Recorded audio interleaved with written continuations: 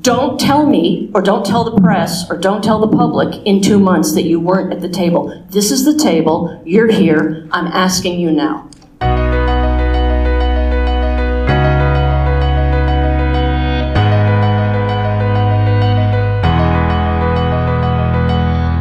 Welcome, everyone, to the January 2025 edition of The Impact, a sustainable CT podcast.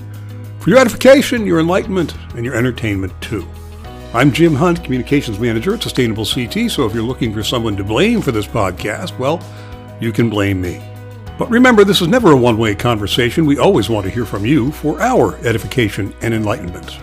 Drop us a note, won't you, to info@sustainablect.org. The Impact is brought to you in part by the Community Foundation of Eastern Connecticut. That's right, the Community Foundation of Eastern Connecticut brings people together to work towards a healthy, thriving, and sustainable Eastern Connecticut, and we are oh so glad they do. Visit them at cfect.org. Remember, Sustainable CT is independently funded. We don't have a magical rainbow unicorn money tree, no sir, but you can be a Sustainable CT sponsor. Find out how at sustainablect.org. We attended the Connecticut League of Conservation Voters' 25th Anniversary Environmental Summit on January 7th at the Bushnell in Hartford, and I thought it was important to share at least a taste of this event with our audience. This is going to be a very interesting and challenging legislative year for environmental and sustainability issues. Given national political developments, namely Donald Trump's return to the White House and the control of both houses of Congress now in Republican hands, I think it's safe to say that we'll be receiving a good deal less help and encouragement from Washington as we try to confront climate change and build climate resilience. National Republican success has also strengthened and emboldened resistance to sustainability and climate action here in Connecticut. And so we have our work cut out for us in simply holding on to the gains that we've made in recent years. Last year, the Connecticut Senate failed to take up major environmental legislation that had passed the General Assembly, in large part due to unanimous Republican opposition, including a concerted disinformation campaign. So I have to say the mood at this year's Environmental Summit was less than jovial, but we're not without steely determination and resolve. Nobody said saving the planet would be simple or easy. The event was not conducive to one-on-one interviews, much too much crowd and background noise, and trying to boil down a 6 or 7 hour multifaceted convention into the structure of our little program is, shall we say, a challenge. But I wanted to bring you some highlights of the personalities and policies represented at the event. I hope you find it helpful. So we do battle with the crowd noise, check in quickly with a few friends who were tabling, and then pick up with the welcome and inspirational speaker Chuck Nice, comedian and climate activist. We'll then transition to policy presentations on a host of pertinent issues, neonicotinoids, land conservation, faith-based environmentalism, and the hopes and plans for this year's legislative session.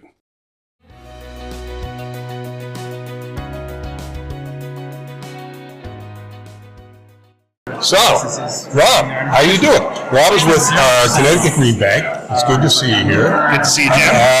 So why are you guys here? Well, you do this every year?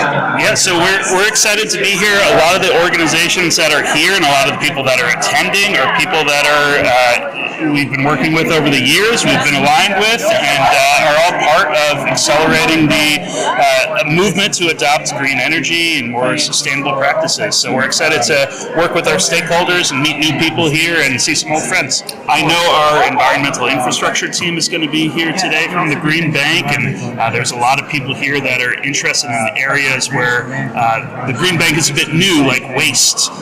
We've had a lot of experience over the years with energy, but really expanding into environmental infrastructure and all the areas that covers, and making some new partners and new relationships is going to be really important here for the Green Bank. Yeah, okay. Great, thanks, Rob. I appreciate it. Thanks, Jim. Please join me in giving a warm welcome to the one and only Chuck Nice.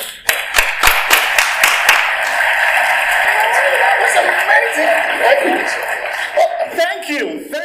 Most Americans, more than 65%, between 65 and 70% of Americans, say that they rarely or never discuss global warming and climate crisis with family and friends. Now, do you think we can actually solve this issue if people aren't even talking about it with their family and their friends? There's no way that it can ever happen, okay? So here's what I want you to know. No matter what the issue, no matter what it is, you can make people care about it, okay? You can make people care about it. Anybody in this room who's involved in policy or government, let me just say this to you. You can make people care about something, okay? It's very simple. You need a simple message, and you have to keep repeating it over and over and over and over again. Case in point, immigration does not affect most people in this country. It does not have anything to do with most of the lives that are being lived in America, but it was the number one issue in an election. Why? Because the other side they took a very simple message and they repeated it over and over and over and over again. That's what we got to do with climate, people. We got to talk about it. We got to find a simple message, and we got to repeat it over and over and over again, okay? And this is going to maybe get some people the wrong way, okay? I'm going to say it anyway. In some ways, we got to be a little bit more like Donald Trump. In some ways, we got to be a little bit more like Donald Trump, okay? People talk about climate event attributions. Okay, good for you. Blah-la-dee-da. What's your climate event attribution? No. If it were Donald Trump, you know what he would say? We have to do something. And I mean, everybody knows it. You know it, and I know it. We have to do something about this woke weather. This woke weather is out of control. Okay? They're trying to turn hurricanes into hurricanes. You understand? So simple, to the point where it seems almost stupid, but it's not stupid. It works, okay? And it's working for the people who work for the oil companies, okay? And I'm gonna end with this. There's $900 million in almost like every year. 900 million that's being dumped on this issue to confuse and make people think that there's nothing going on. That's what we're fighting. But everybody knows that something's going on.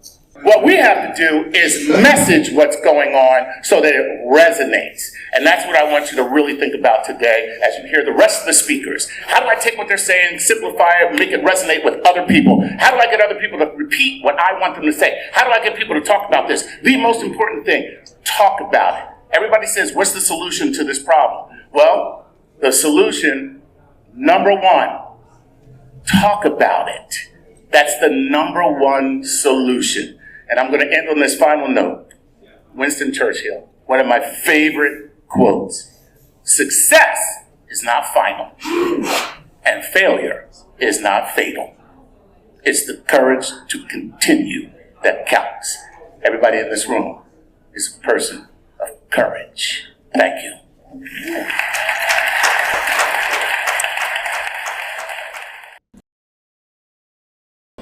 Have a moral imperative to do everything we can to reduce our greenhouse gas emissions.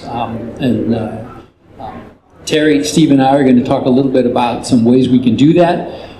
Before we do that, I'd like to maybe step back a little bit and give you a little bit of a sense of the overall picture of what is the path towards this clean energy, more healthy future. This graph shows you the reduction over time in our greenhouse gas emissions, right? Where we are today, PACE estimates that Connecticut emits about 30 million tons of greenhouse gases on energy. And you can see over time, we can reduce that from the 30 million down to zero in really 3 steps. The red, and each of these is what we call an emission reduction wedge. So you can see how over time we can reduce the emissions from 30 million to something like 25 from the red contribution, and that's what Terry and Steve are going to talk about. That's energy efficiency and electrification of buildings, right? The next, the blue slice is vehicles. And we are in the midst of a revolution in the automotive industry where we're moving away from internal combustion engines. Growth in Connecticut has been strong. We have 57% growth year on year in Connecticut. We only have about 2% registrations are electric vehicles today, but new sales are 10% of, so EVs are 10% of new sales in Connecticut, so we know those numbers are going to increase. You can see if you put together the red and the blue wedges, we've reduced our greenhouse gas emissions about halfway to zero, right? So by 2050, we've gotten rid of about half of the problem. The last piece is really by powering those cars and those houses only with clean renewable energy. And for us in Connecticut, that's really four things. It's solar, it's offshore wind, it's storage, and it's a modern grid. So I just want to alert everybody, literally yesterday, we got a new report from UConn about the levels of neonics that we're seeing in our rivers in Connecticut. So we know from U.S. Geological Survey studies and other data that more than half of Connecticut rivers, 56% of Connecticut rivers, have neonics in them at levels deadly to aquatic life, so exceeding the EPA benchmarks for chronic exposure. This is a big deal. We know in Connecticut from deep surveys that our mayfly abundance in 2020 is a quarter of what it was in 1989. So we're seeing the bottom of the food chain of our river ecosystems being hollowed out. So this is, again, kind of an emergency. So I'm with the Norwalk River Watershed Association. That's how I got involved in this, is worrying about that river. And we know from USGS survey, these orange squares were put together for us by USGS, that of 218 pesticides that they test for in the North River, 30 show up in the river, and one is there at these levels that are killing aquatic life. So I think this stands out. There's a lot of work to do in Connecticut updating the way we manage pesticides, but I think this is an emergency that we need to act on this year. The report shows, the UConn report shows increasing levels of neonics in our river over time. They're also in our groundwater. We don't have as much data on that, but that's concerning when we're a state with a lot of well water, people relying on well water. And neonics are more and more studies coming out associating them with human health harms. They work like nicotine through the neurological system. Studies show harms to heart and brain development in prenatally exposed children, decreased sperm quality and quantity, decreased testosterone, changes in fat metabolism, and the CDC has found that half the population has these pesticides in their bodies. So we can't wait for the EPA to act on this. There are some regulatory gaps that I just want to point out. EPA, first of all, lacks sufficient resources to address the known harmful impacts of neonics. They have let us know that they're completing only about 5% of their annual registration reviews. Also, EPA exempts the neonic-treated seeds, so agricultural seeds that have this coating of the pesticide. Once it's on a seed, it's no longer considered a pesticide by the federal government, so it's not counted, it's not regulated. But that's a huge source. The coating leaches from the seeds, 95% it leaches into the water eventually. And EPA's insecticide strategy also does not address non-agricultural uses of neonics, such as on turf grass, ornamental landscaping, and golf courses. So the good news is that we have a great solution. I'm going to pass this over to Scott to talk about what we're proposing this year as legislation. We want to follow the lead of New York and Vermont, and Scott. The good news is that northeastern jurisdictions, so Quebec, New York, and Vermont, are leading the way in dealing with these high harm, no benefit uses through common sense and science-driven regulation. Now, the principle behind all of their systems is the same. It's basically prohibit these high harm, no benefit uses, but provide a straightforward, common sense, and easy pathway to allow use in the very, very rare circumstances where using neonicotinoids could save a crop, prevent some sort of environmental catastrophe, or protect public health. welcome again. My name is Amy Patterson. I'm the Executive Director of the Connecticut Land Conservation Council, and as Lori said, we are the umbrella organization for Connecticut's land conservation community, and we work most predominantly with the state's 120 or so land trusts. And I want to thank Lori and the League for inviting me again today to talk about land conservation. Our mission is to elevate and strengthen land conservation, and our vision is that everyone everywhere has access to the benefits of nature. And each year, CLCC puts together our annual legislative priorities, and they are always focused on land conservation and nature-based solutions. So I was really delighted to hear Chuck Nice. I thought he was amazing. But what was exciting to me was hearing him provide you with that message about simple messages and repetition. And that is what my 3 slides are going to do. And for those of you that work with us, you know that what I'm going to say is of no surprise, and we say it over and over again. So we need nature. We all know that. It is a very simple message, and it's one we can repeat over and over and again, but it's also one we can feel.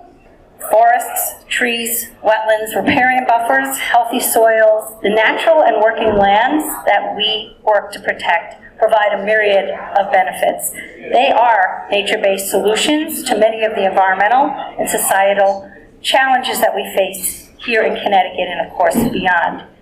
Nature-based solutions are particularly relevant to addressing the interconnected climate and biodiversity crises.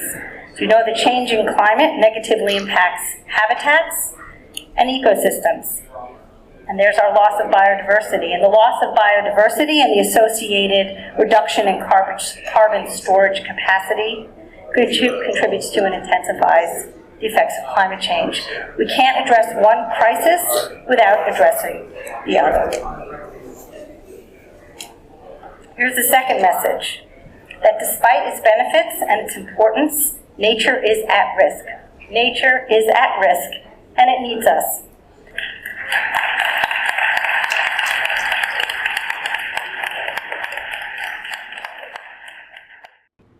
Good afternoon. For those who don't know me, my name is Terry Eichel. I am the Executive Director for the Interreligious Eco-Justice Network. We are a faith-based environmental organization, and we work with religious communities throughout the state on environmental issues like climate change, toxic pollution, and biodiversity loss. So when I first meet with religious communities who might be new to the idea of environmental care or environmental ministry, I always like to remind them that we're already doing this work. People of faith are the largest group of individual donors in times of extreme weather disasters. Religious communities are addressing food insecurity with community gardens and soup kitchens and food pantries. People of faith support members of the community who are sick with illnesses like cancer or asthma. And religious communities help people pay their basic living expenses. Every religious community gets approached on a regular basis by people who are struggling to pay their fuel or utility bills. So I'm here to talk today about energy efficiency and its critical role in reducing energy costs, improving health and quality of life, and fighting climate change. I've got a few stats about energy and how it is actually a justice issue in addition just to being an economic one. Connecticut has one of the highest income disparities in our nation, and 31% of our residents are considered extremely low income. In addition, low-income communities are much more likely to live in housing that is inefficient and plagued with health hazards like mold. Wealthier households, interestingly, use more energy and produce 25% more greenhouse gas emissions than low-income households, but they also have the income to pay for it. So low-income households have a higher energy burden, which is the cost of your energy as related to your income. So even though wealthier households are using more energy and creating more pollution and creating more greenhouse gas emissions, low-income communities and households are paying for it in every single way. So for this reason, I, or EGN, decided to focus on how climate change intersects with other areas of inequity, and one of the issues we landed on was energy efficiency. And so to do this outreach, we worked with regional and state-wide religious organizations. We partnered with vendors who understand religious communities. You know, they're qualified as small businesses, but there's nothing like they're very, very unique in that way. There are lots of decision makers, very old buildings, et cetera.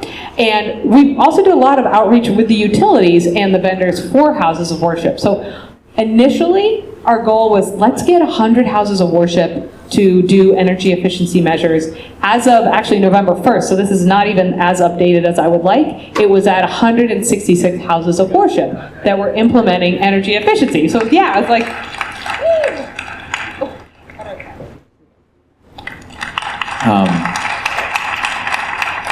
I think we're going to wrap up in just 2 minutes here, but I wanted to make sure we circle back and let everyone give their 15-second headline for what you'd like to see happen in the legislature this year. Is it a policy? Is it a perspective?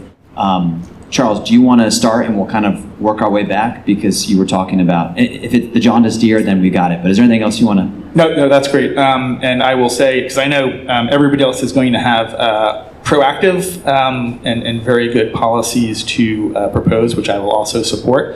But I will say, with my tongue firmly in my cheek, that I would like to see nothing happen this year in the legislature, because I'm very much in a defensive frame of mind. I think we're going to have a hard fight ahead of us defending our renewable energy programs, defending our energy efficiency programs from this intentionally misguided assault on the public benefits charge. And, it was renamed the public benefits charge, I think, in an effort to help support these attacks. It makes it seem a little bit like welfare, and that's certainly how the opponents are framing it. What it actually is a systems benefit charge, because the program and the policies directly support and enhance our transmission and distribution system. And that's why they're on the utility bill. Thanks for that, Charles. Defense around the systems benefits charges. I put all the policy asks on one of my slides already, but I would just say, tackle the pragmatic, the low-hanging fruit, get it done. Thank you. Terry, what you got for us? Religious communities are a real hub in the community, not just, people think of them as just a building, but they're really a place where lots of people and households come together. So I hope that legislators understand the impact that any house of worship can have. I'd like to see them protect the public benefits charge, expand our energy efficiency. I'd like to see them expand commercial solar canopies, and also just continue going for the truth. There is so much misinformation out there, but so is the truth. So the legislators themselves have a bit of a harder row because they're going to have to wade through the misinformation and understand what is correct. Truth. All right, thank you. Mark, what you got for us? Let me tell you what we're not going to ask for this year. Last year, a bill was passed, Public Act 2431, that requires PURA to take a hard look at our solar programs, the commercial, residential, and shared clean energy. That they have to report back to us about a year from now on that work. That is monumentally important work. Let's not get in their way by coming up with all kinds of crazy ideas now. So we're not looking for a redesign of the programs. PURA is going to do that. Remember the theme was, let's rapidly deploy. Let's remove some of the things that are in the way of solar right now. There's an excellent interconnection working group that's just come out with a plan. Let's support them. The local property taxation of solar is a huge obstacle. We've had 4 or 5 years of attempts at the legislature. If we can get a compromise on that this year. And the last little thing that would really help churches and schools and towns and businesses is the small commercial program. Take the cap off. It's not an auction. It's not going to lead to any significant increased cost, but it'll help a lot of churches, a lot of schools, a lot of businesses. Got it, thank you. So rapid adoption around what's in front of us. First, let's thank the League for hosting us today and bringing together this important conversation, and everyone for sticking around with us. And I would ask you all to please join me in thanking our presenters today.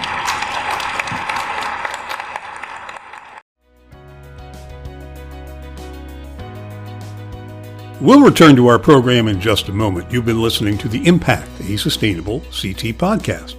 Hey, while you're out there tripping the web fantastic, don't forget to join us on Facebook for some fun and interesting stuff. Guaranteed safe for children and pets. Come on, be our friend, won't you? At facebook.com/sustainableCT. And we, like millions of others, have hopped on the Instagram Threads bandwagon at instagram.com/sustainableCT and threads.net @sustainableCT. And yes, of course, we're LinkedIn. Search for Sustainable CT from your LinkedIn page and you'll find us right there, being all LinkedIn and Media Social. And if you're not yet a subscriber to Actions and Impact, the Sustainable CT newsletter, you could be missing out on some very important information to you, to your organization, and to your town. Accept no substitutes. Do yourself a favor and subscribe today. And you can do that where? At sustainablect.org, of course. And just a word about our recently concluded campaign for a sustainable CT. You know, we're not surprised that the good people of Connecticut want to fight climate change, protect the environment, champion sustainable transportation, strengthen local economies, celebrate the arts, and embrace equity. Heck no, but we are heartened by and eternally grateful for the tremendous support you've shown Sustainable CT as your partner in pursuit of this critical work. Our special thanks go out to the Hampshire Foundation for its generous match of every dollar donated during our campaign, doubling the impact of all those who contributed. We take the stewardship of your dollars seriously, and we pledge to do all we can in the year ahead to support even more towns across the state in building vibrant, resilient, and sustainable communities. So from the bottom of our hearts, we say thank you. For the balance of today's podcast, I wanted to focus on the remarks of Christine Palm. She's retiring from the legislature this year, but for the last 3 terms, Christine has been a driving force behind environmental, climate, and sustainability legislation in the state of Connecticut, and she will be dearly missed. Christine Palm represented the 36th General Assembly District, covering the Connecticut river towns of Chester, Deep River, Essex, and Haddam. As vice chair of the Environment Committee, Christine championed numerous environmental initiatives, including environmental justice reform, climate change curriculum, invasive species legislation, and much more. In 2023, Palm was named Legislator of the Year by the Connecticut League of Conservation Voters. She is a graduate of Goddard College. Go Otters! She's been a journalist, a high school teacher, a communications manager. I like that. And she was nominated for a Pulitzer Prize for essay writing. Yowza! Christine discusses disinformation and youth activism in the media, how to best connect with your state legislator, and the intransigence of her legislative colleagues on the other side of the aisle.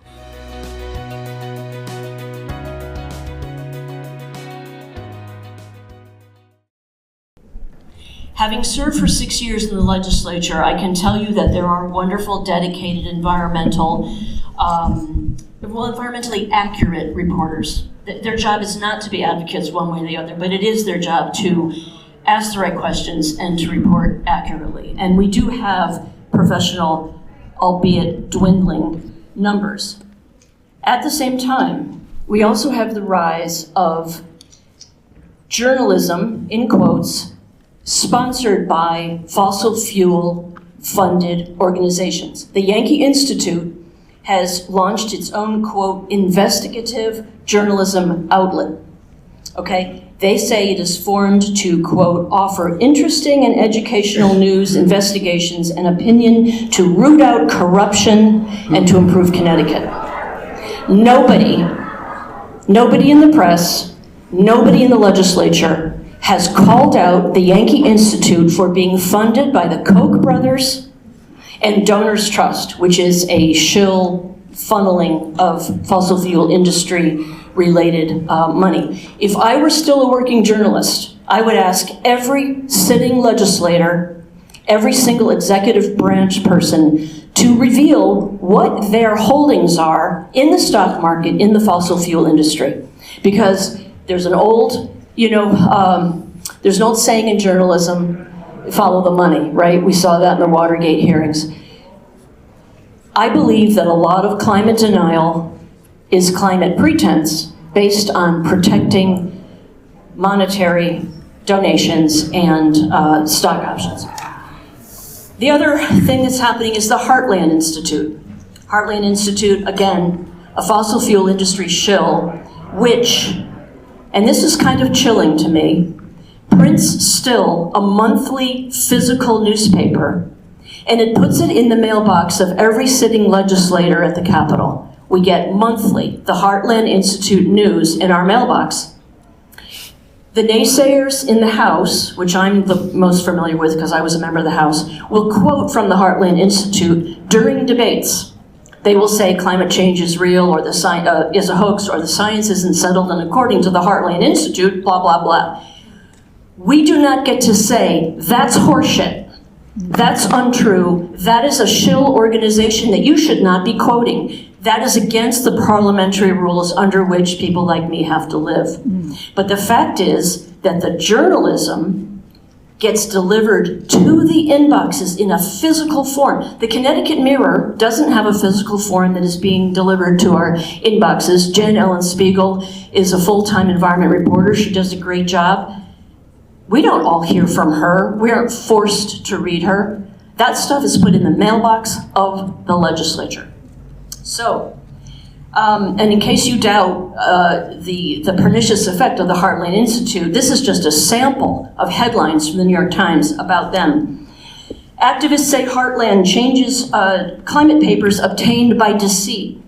Skeptics at Heartland dispute climate worries, sowing climate doubt among school teachers. The Heartland Institute has published a book, and they are sending it to, I want to make sure I'm accurate here, 200,000 science teachers across the country, grades K through 12.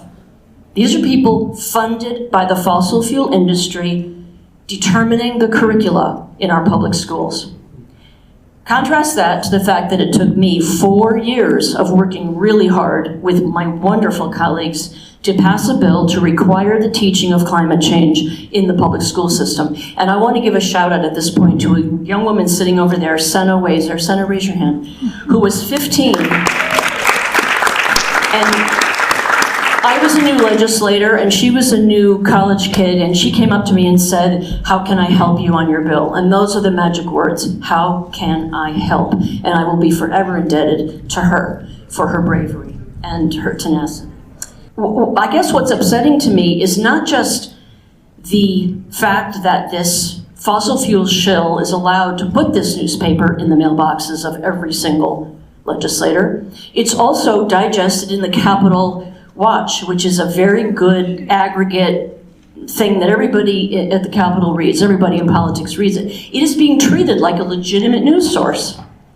And, you know, until we really are honest about who's paying them, I think we need to take what they say with a big grain of salt. They're the ones who called, the Yankee Institute is the ones who called the bill that I was working on the green monster. Okay, so that leads us to the next thing, which I want to talk about, and I want to take questions if you have them. Young people. Most of the people in this room are of a certain age. We are screwing our young people out of their future. And I have become, in 6 years, livid by how little my colleagues have listened to the voices of young people. When they come to testify on bills, everybody gets all sparkly and twinkly-eyed. Oh, we love the Boy Scouts. We love the cute kids from my district, blah, blah, blah. And then they vote against the interest of those self-same people. So you see up here on the stage with me, Brett Hurley over here, Venetia Nakandola. They are young people who served as my interns in the legislature last year, 2 years ago and last year. They are working with me now.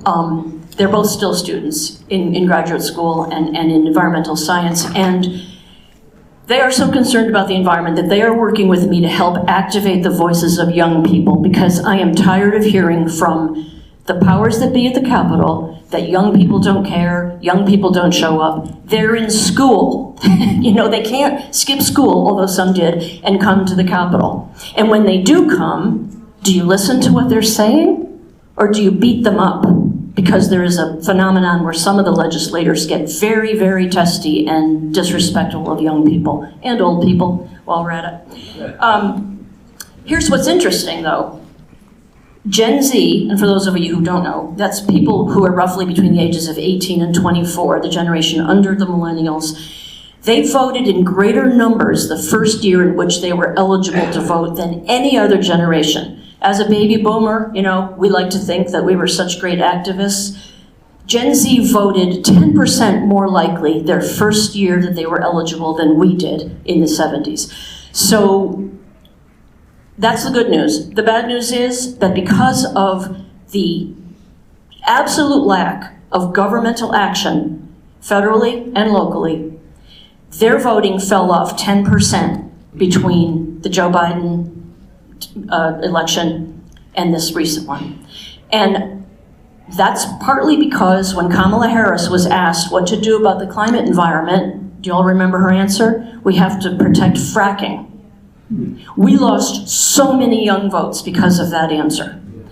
Our job as environmentalists, as activists, as teachers, as legislators, as boomers, as adults, as people who have any kind of a platform, bring those kids back, teach them they must not drop out, they must vote, they must be heard. So to that end, these fine young people, you want to hand that stuff out?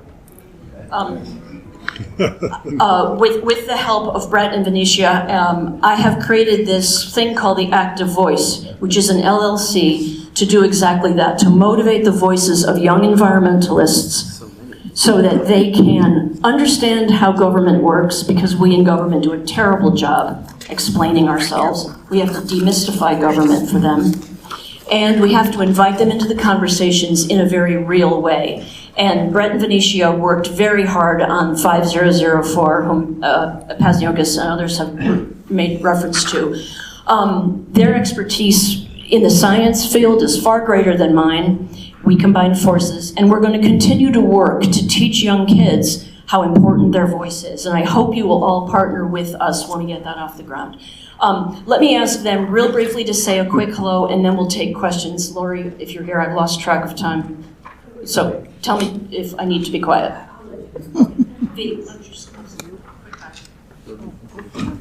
Hello, everyone. I don't think anyone knows me really, but I am with Rep. Christine Palm, and my name is Venetia Nakatala. Like Rep. Palm mentioned, young people do know about climate change, but they can't do anything. I'm a mother of two, to be honest. I'm not a Gen Z, I'm a millennial, but I stood out. I joined Active Voice when Rep. Palm asked me, because I have a 4-year-old and a 7-year-old, and a bump, if some of you may have noticed. And sometimes I wonder, in 10 years' time, whether my little girls will have clean air, whether they'll be able to have clean water. All of this run through a mother's head, and I'm one of those mothers. And I thought, why not, educate them with Active Voice, where we teach them how to advocate for the climate, advocate for themselves, and talk on behalf of what is essential, what is necessary, and what we need to do for our sustainable future. Thank you.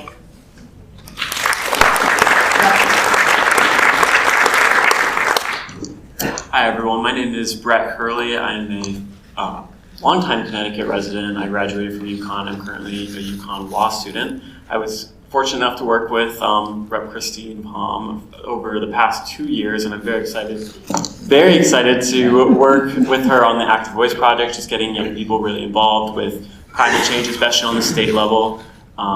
Most of our civics education is really focused on how the federal government works, and although our states mirror that process, Connecticut is very unique in the way that bills are passed and the way our committees are formulated, and there's a sense of disillusion around young people that they don't really have a voice to impact the systems around them, and we really want to work to give those young people the voice to learn about how the state legislature works and to learn how to impact it through their activism and writing. And very excited to work on this project, and we hope that you'll support us. And we have more flyers coming around if you did not happen to get one, so thank you. I'm so pleased that so many of you wanted the handout. Thank you. We have a few more, and it's also on the website. So do we have questions? Anybody? Yes, ma'am. I love your banner. Thank you. How low does your education go? I work with kindergarten through 5th graders. I'm sorry to say this is a high-level internship program for kids, juniors and seniors in high school, and freshmen and sophomores in college. But I would love to come and talk to those kids anytime. So thank you for the work that you do. But this is more of older young people who have cars and can be mobile, etc. But I would love to help out. Thank you so much for that question. That is so important. I hope you all know who your own state representative and senator are. If you don't, there's an easy way to find out, and if you can't figure it out, I will leave my card here and I will be happy to show you. You have to be able to know how they voted. And that's easy to look up. The voting records are all a matter of public record. Happily, perhaps a little bit old-fashionedly, if that's a word, almost all of my colleagues agree that email is the best way to reach us. I don't know, Dathan is nodding her head. Most of us prefer email. Some of us give our cell phones out. I do, a lot don't. We should answer emails, but please be aware, and I say this respectfully to the advocacy groups present. If you use a clicktivist network, ourvoicepolitics.com, onevoiceamerica.com, there's a whole bunch of them. You have to understand that our inbox just becomes a sea of the exact same message, and it has the opposite effect of what you want. If you were to write to me and say, "Hi, Rep. Palm, I heard you speak at the Bushnell. What's your name? Paul. I'm Paul, and we met, blah, blah, here's my concern." That's the way to do it. Oddly, we are all elected by our local districts. I serve 4 towns. Hi, Mary. I serve 4 towns. I have a colleague who serves 12, and then my colleagues in New Haven will serve just a corner of New Haven because it's all based on population, right? So 26-ish thousand people is what each of us represents. And in my case, because I serve 4 small Connecticut River towns, it takes 4 of them to equal that amount. Every vote we take affects all of you. If everybody in this room is a Connecticut resident, every single thing I did or didn't do affected all of you, even though probably nobody in this room was able to vote for me. I don't know, does anybody live in Chester, Deep River, Essex, or Haddam? Oh, yay, okay, so I'm the state rep for those 2 people. So there's an irony there because we are most responsive to the people who elected us. But I hate to use the word power, our influence, our ability to make change extends across the whole state. It's a funny system. It's unlike your municipal government, however responsive they may be. Mayors select people, you elect them, and they don't make law. They just take care of your towns. We make law that affects all of you, whether you were for or against legalizing cannabis. We voted on that. I just didn't vote for the towns I represent. So, to answer your question, make sure that they know that you are a constituent. I live on Jones Road, and I want you to vote this way or that way.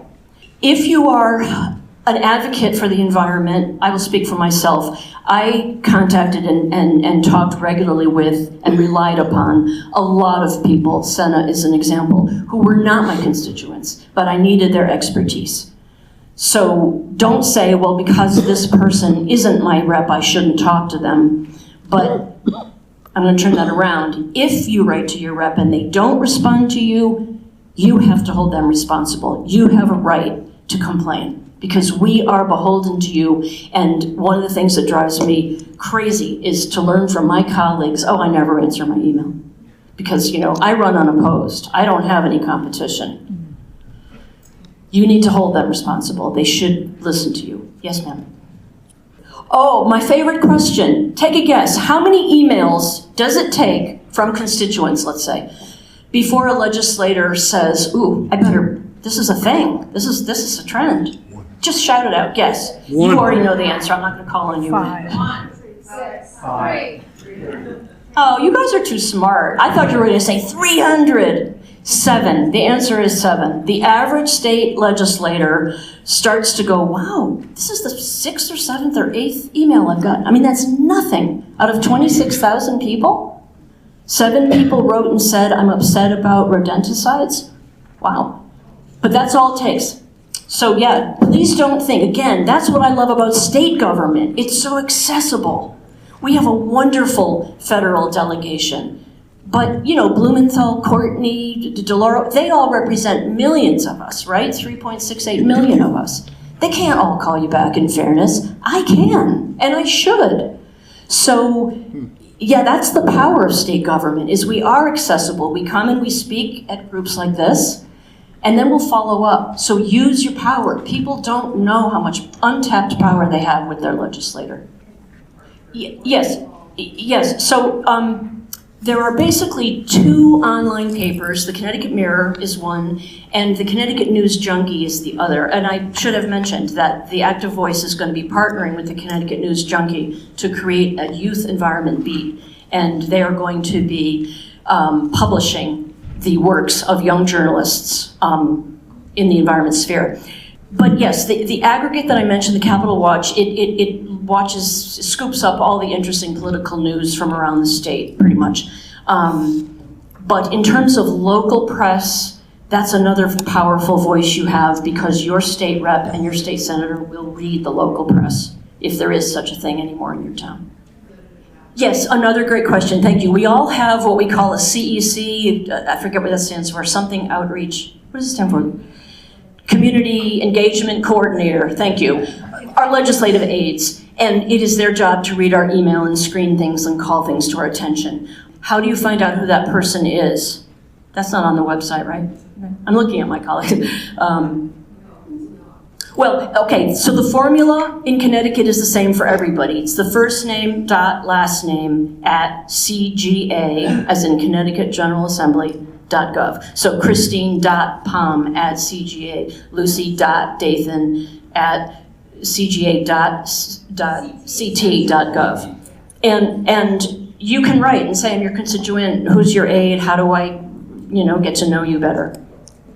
And honest to Pete, if that person doesn't write back, write again and say, hey, I voted for you, I expect you to respond, or I didn't vote for you, and here's why, because you don't respond. Either answer, perfect. Sorry, this gentleman has his hand up. I may be not the best person to ask. As vice chair of the Environment Committee, I authored that big bill, the omnibus bill. Omnibus just is like an aircraft carrier bill. It has many, many parts, 23 moving parts. I asked over and over again my Republican colleagues to contribute sections, to read sections, to make suggestions, and they said they would, and then they didn't. And then I found out on the last day of the session, when it became clear that our bill was not going to get raised in the Senate. The clock is ticking. We have to end legally at midnight on the last day of session. It was clear that my bill was going to die. One of my colleagues from across the aisle came over to me and said, I'm sorry about your bill. I said, well, not sorry enough to vote for it. And she said, well, all those EV things, I couldn't. I said, there was nothing about EVs in my bill. And she said, oh, well, the mandates against business. I said, CBIA worked with me on this bill. We were giving businesses tax credits, tax breaks, incentive. She was clearly stunned. And then I said to her, and I'm really surprised that you, of all people, would turn down all of that LoCIP money. LoCIP stands for, it's basically local money, capital improvement money for towns that the state gives. She said, there was LoCIP money? I said, did you read the bill? When you guys caucused it, caucus is when we discuss privately bills, they never caucused it. Mm-hmm. Nobody knew what was in that bill, and every one of them voted against it. And that's what I learned on the last day of session. Mm-hmm. So that's your answer. How does it work? It only works if people want it to work. And I heard the keynote speaker, and I heard the reporter, and I hear Lori and Connor when they say about messaging. It's terribly important. I will tell you candidly, when I was door knocking, I never talked about, in one of my towns, which tends to be very conservative, I never talked about pay equity. As a feminist, that's very important to me. Never used the words. I did say, what's up with the broken tractor in your front yard? Oh, don't have the money to fix it. I said, you know what? Your wife probably isn't getting paid what she's owed, and if she got paid the extra 50, you could fix your tractor. Really? Suddenly they were all about pay equity. So a lot of it is messaging, admittedly, but even when you do message the truth, even when you do point to somebody and say, your grandchild is not going to be able to breathe, they shrug. And that's why I'm saying we got to look deeper at what is really motivating this climate change denial. I think it has to do with financial holdings, because I don't understand what else it could be. Because remember the big floods we had recently in the town of Oxford, Newtown, the roads were cracking and the business. Bridges were falling in. Every one of those towns is represented by a Republican who voted against my bill. But they all took the federal FEMA money, the Joe Biden money, to fix it. And when you try to make those connections, when you try to say, your people are suffering, your people have been dislodged, your businesses are shuttered because they're flooded, they still start talking about, well, you know, weather versus climate, like Chuck Nice was saying. They don't know the difference between weather and climate. It's cold today. One guy stood up there and said, I love climate change because I hate shoveling. So I'd like to be more positive about it. I tell you this, the incoming chair of the Environment Committee is much nicer than I am and probably has a much better touch with the opposition than I ever could, and will do a better job to reach out across the aisle. Maybe. What's your advice to him? Publicly or privately? No. My advice to him, perfect timing. Did you know, were your ears ringing? Everybody, this is my esteemed colleague and wonderful friend, John Michael Parker, and he is the new chair of the Environment Committee, and it is his dubious job to get our bill across the finish line. I just said how much nicer you are and better at this than I am. And this gentleman is asking, what's my advice to you? My advice to him was to make sure that in screening, which is when the chairs and the vice chairs and the ranking, which is the Republican, when you talk about a bill, that's when you need to say, I'm asking you to please work with me. Please, I'm begging you. Don't tell me, or don't tell the press, or don't tell the public in 2 months that you weren't at the table. This is the table, you're here, I'm asking you now. I wasn't forceful enough doing that. That was my big regret. I just assumed they really would because I asked them to. Yes, thank you. I don't know if you could hear the question, but what's the last leg of the journey in getting a bill passed? And in Connecticut, which is one of only 13 states out of 50, where we allow the filibuster, you all know what the filibuster is, unlimited debate, which is really, to use the old-fashioned term, a gentleman's agreement. It's a parliamentary procedure. It's not a rule. It's not a state statute. It's a rule. I mean, it's not a rule. It's just an agreement. The clock runs down. When you are opposed to a bill, you talk it to death until the clock runs down, and then the powers that be say, I'm sorry, we're out of time. Because the reality is, you know, Lucy has bills that she cares about. I have other colleagues here, I don't know if they're in the room at the moment, but you know, they have, Rachel, they have bills that they care about just as much as I care about my bills. And these people are my friends. And what you don't want is to turn to your colleague, a beloved colleague, and say, I won and you lost. I'm more important than you. You know, you're the schmuck who didn't have the pull to get your bill.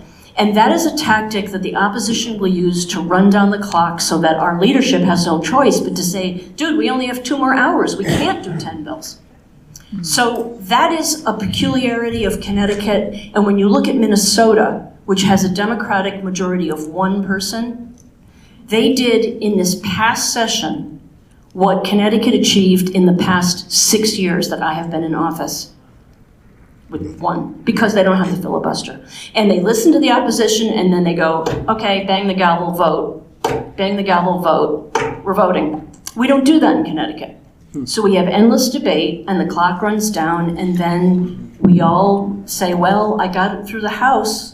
And yes, she's right. And please come up and testify on bills. It's not nearly as scary as people think it is, and it does go a very, very long way. I do think we have to wrap this up out of respect to other folks, but thank you all so very much. And to those people, I'm looking at you, Bill, to those people in this room who have worked so hard with me for 6 years, I'm so deeply grateful, and as much as I will miss being in the legislature, I'm really, really excited about working with young people to help them have a stronger voice, because it is their future. And as cheesy as that sounds, look, I'm on my way out, but I have 4 millennial sons and a new grandchild. And oh, you bet I worry about them. Thank you.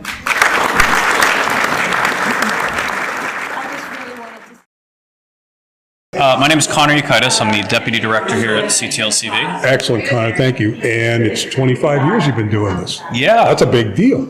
Yeah, well, it started a little bit before my time. I've been here for about 5 years. I thought so. Under the leadership of Lori Brown, our still Executive Director. Okay.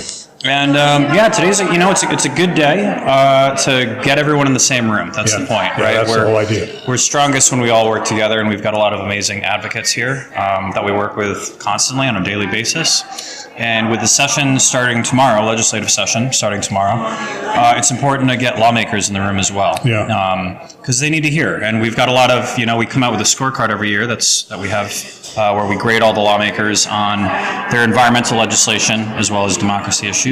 Yeah. And it's important to, take a step back before the session starts, have panels about, issues that are going to be relevant to the session.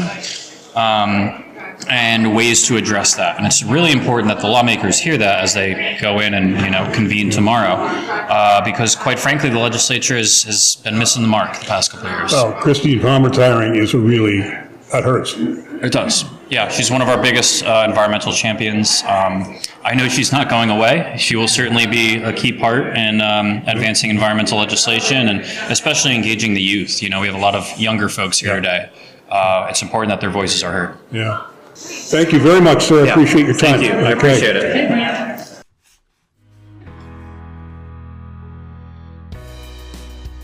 We hope you've enjoyed today's edition of The Impact, a Sustainable CT podcast.